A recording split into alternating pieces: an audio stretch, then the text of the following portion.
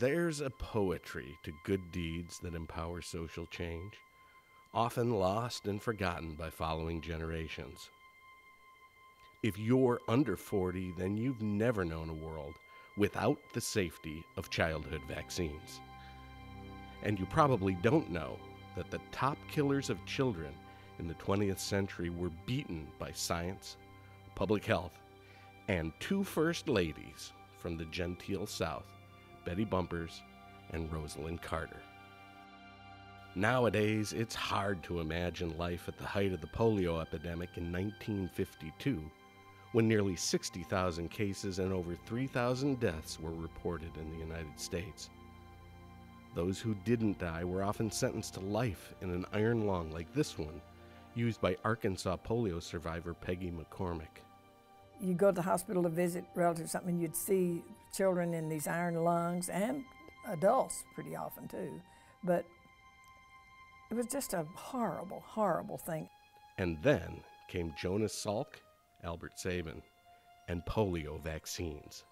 One of the happiest days of our lives as parents was the day we could go to the local school and swallow the sugar cube. And I was teaching school at the time, and the year before, 5 children in that small school, because we lived in a small town, had polio.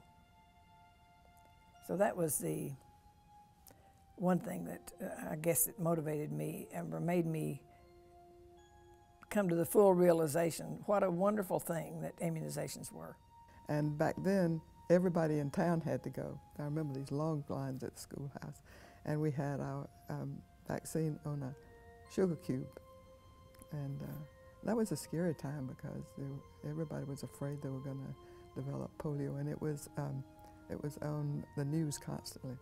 And back then, I feel like when I was growing up, when I was having my children, that everybody took them for immunizations. And I thought it was so great that now they had developed the vaccinations that would prevent these diseases that I had, because I had measles and chicken pox and whooping cough.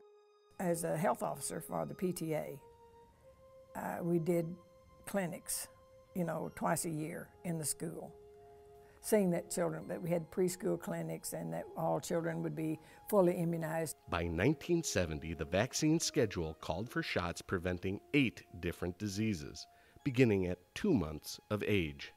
The problem was that parents didn't follow the schedule or even know about it, and doctors didn't enforce it. In fact, no one did. If only there was an advocate. Then, 1971 found new governors in Arkansas and Georgia.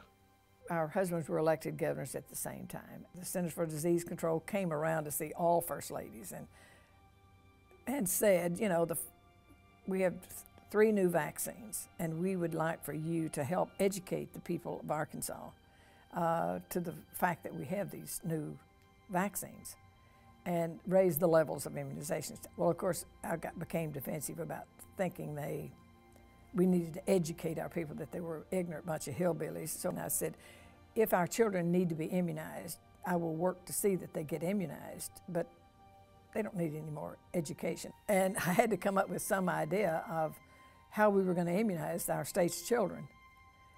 So being reared on a farm and at the age that I am, I somehow began to think about who had solved a lot of our problems, and it was agricultural extension people and the public health nurse. It's the most extensive organization in this country. It's in every county of every state. And I just toured the state making speeches and talking about it and putting together these county committees.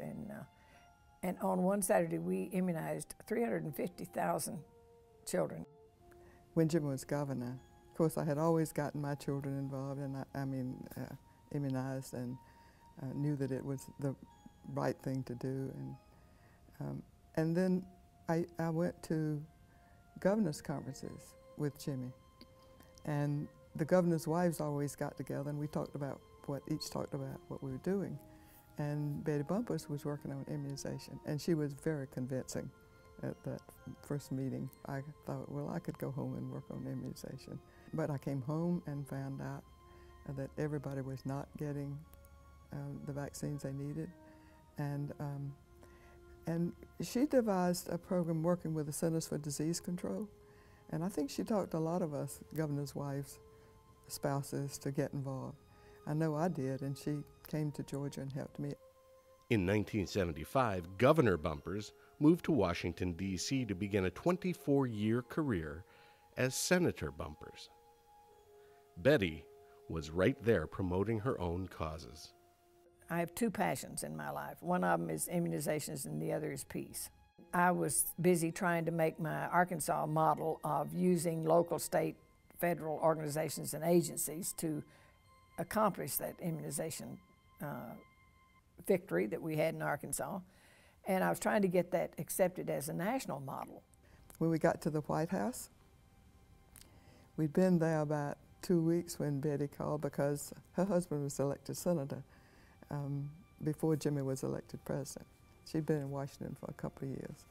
And she called and said, let's work on all the immunizations.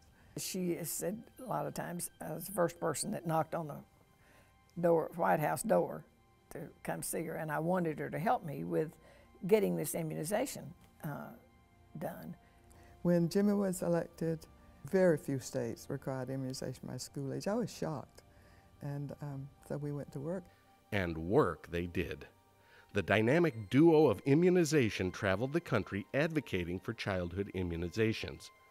And like good poetry, the timing all came together to change the health of a nation. Public health and parents, nurses and doctors, community and private resources all joined the movement to immunize every child.